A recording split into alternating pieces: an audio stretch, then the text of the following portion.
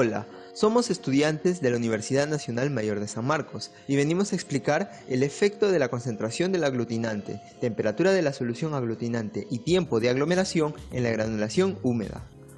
El proceso de granulación es una operación unitaria que consiste en la adhesión forzada entre partículas de menor tamaño, polvos finos, para formar partículas de un tamaño mucho mayor, gránulos o aglomerados. El objetivo de este tipo de procesos de aumento de tamaño de partícula está en obtener aglomerados de mayor tamaño mediante la unión de unidades discretas por medio de fuerzas físicas de corto alcance, ya sean entre unidades elementales o entre partículas, y sustancias ligantes, aglutinantes. Los factores de variación que presenta la formación de gránulos son variados, por esa razón presentaremos solo los que se utilizarán en los experimentos, los cuales son la concentración de aglutinante, la temperatura de la solución aglutinante y el tiempo de aglomerado. Los experimentos factoriales comparan y estudian simultáneamente dos o más factores principales, incluyendo los diferentes niveles o modalidades de cada uno. El estudio de la interacción entre los factores es una de las características importantes en los experimentos factoriales, así como también el efecto principal. Objetivos. General. Evaluar el efecto de la concentración del aglutinante, temperatura del aglutinante y tiempo de aglomeración en la granulación húmeda. Objetivos específicos. Determinar el efecto principal y efecto de interacción del tiempo de aglomeración y concentración de aglutinante en el porcentaje de formación de aglomerados. Determinar el efecto principal y efecto de interacción del tiempo de aglomeración y temperatura de aglutinante en el porcentaje de formación de aglomerados. Nuestra metodología consiste en la granulación por vía húmeda de la harina de maíz, utilizando las siguientes fórmulas para nuestro primer experimento: concentración del aglutinante versus tiempo de la aglomeración. La primera fórmula utilizará grenetina al 1% como aglutinante, es decir, 3 gramos, mientras la segunda utilizará 4% de grenetina, 12 gramos, ambas para un total de 300 gramos de producto final. Comenzamos tamizando la harina de maíz, con el objetivo de uniformizar el material y eliminar posibles objetos extraños. A continuación, se preparó el aglutinante, calentando agua en un recipiente a baño María, donde se agregarán las cantidades establecidas de grenetina para disolverla, y finalmente elevar la temperatura hasta el valor deseado, 50 grados Celsius, considerando una medición ligeramente superior para compensar algún tipo de pérdida. Luego, procedimos con la operación central del experimento, la granulación. Se utilizará la adaptación de un granulador high shear con una batidora de 2 vástagos y un recipiente angosto, procurando que el material cubra entre el 80 y el 100% de la sección globular de los vástagos. La solución aglutinante fue añadida paulatinamente, con la ayuda de una jeringa sin aguja, y la aglomeración se realizó durante el tiempo indicado según sea el caso, sean 180 o 300 segundos.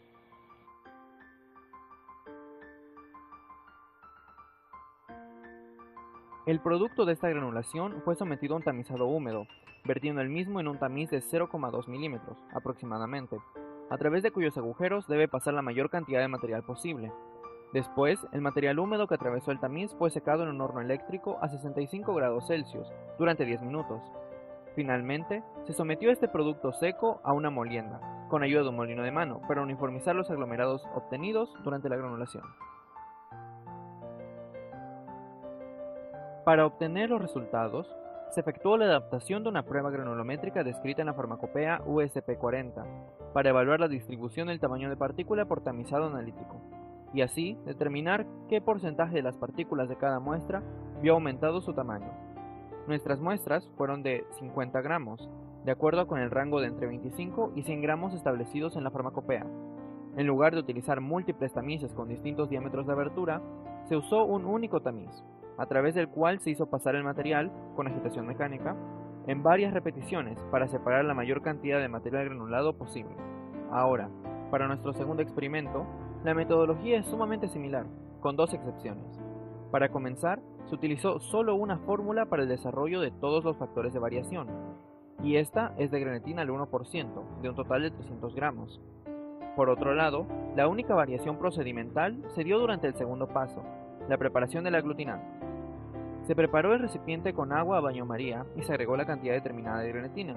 Sin embargo, la temperatura de la solución aglutinante se vio elevada a dos casos, 50 grados Celsius y 80 grados Celsius.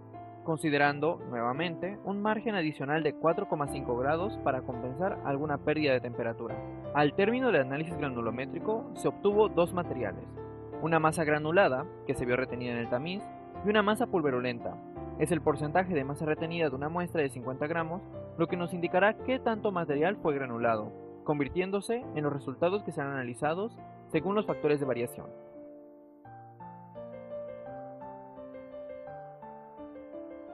En la tabla de resultados podemos visualizar el factor A, que es el tiempo de aglomeración con niveles de 180 y 300 segundos, y el factor B, que es la concentración del aglutinante con niveles de 3 y 12 gramos.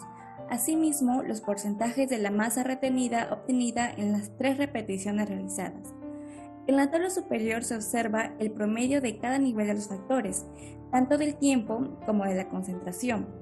Y en la tabla inferior de ANOVA podemos interpretar que los valores de F0 para cada factor de variación son mayores que el F crítico, excepto el A por B, que es menor. Con ello se deduce que los efectos de A y B son significativos. Además, en la probabilidad se observa que los valores obtenidos en A y B son menores al nivel de significancia, es decir, 0.05.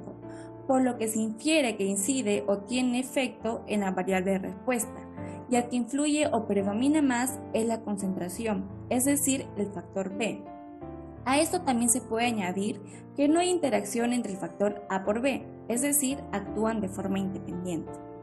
A continuación se muestra el diagrama de Pareto, donde podemos confirmar lo expuesto anteriormente, ya que los valores de F0 para cada factor de variación, el A y B, son mayores al de F crítico. Esto demuestra que son significativos a comparación del A por B.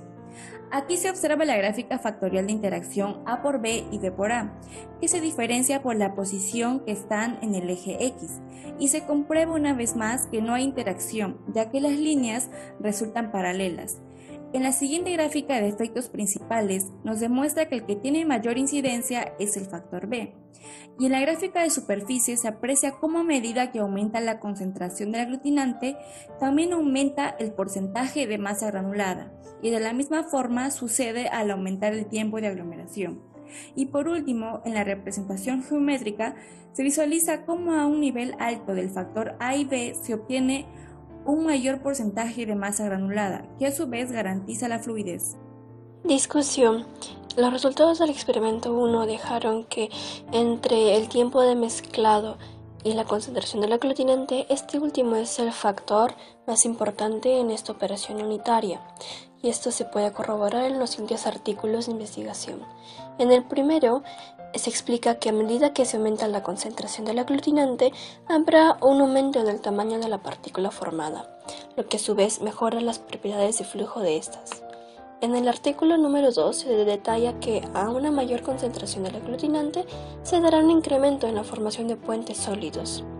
Entonces, respecto al experimento, se obtuvo que a una mayor concentración se tiene una mayor masa aglomerada que a una menor concentración de aglutinante, y esto es debido al aglutinante en sí, que en este caso es la gelatina, ya que es un polímero natural biodegradable derivado del colágeno que tiene buenas propiedades adhesivas como proliferativas, lo que permite formar una mayor masa aglomerada y compensa el efecto de la viscosidad.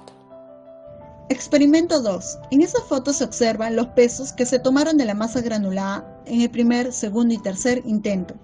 Resultados. Aquí podemos visualizar el factor A, que es la temperatura del aglutinante, con niveles de 50 y 80 grados centígrados, y el factor B, que es el tiempo, con niveles de 180 y 300 segundos.